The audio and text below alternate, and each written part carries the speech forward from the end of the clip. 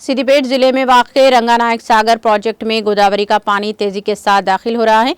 चुनाचे साबिक वजीर और सिद्दीपेट के एमएलए हरीश राव ने रंगानायक सागर प्रोजेक्ट के गोदावरी पानी का मुआयना किया। इस मौके पर खिताब करते हुए हरीश राव ने कहा कि यह प्रोजेक्ट किसानों को पानी फराहम करने की मुसलसल ख्वाहिश कर रहा है और उन्होंने कहा कि बीआरएस हुकूमत ने किसानों की ख्वाहिश और इनके चेहरों पर मुस्कुराहट लाने के लिए ये काम किया है। हरीश राव ने कहा कि पानी का ये मंजर देखकर मसरत होती है। उन्होंने कहा कि ये जानना जाता है कि रंगानायक सागर प्रोजेक्ट कालेश्वरम प्रोजेक्ट के हिस्से के तौर पर बनाया गया था।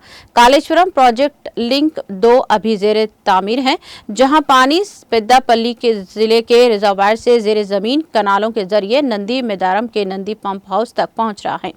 वहीं हफ्ते को एक मोटर के जरिए 3150 क्यूसेक पानी को नंदी रिजर्वायर में छोड़ा गया।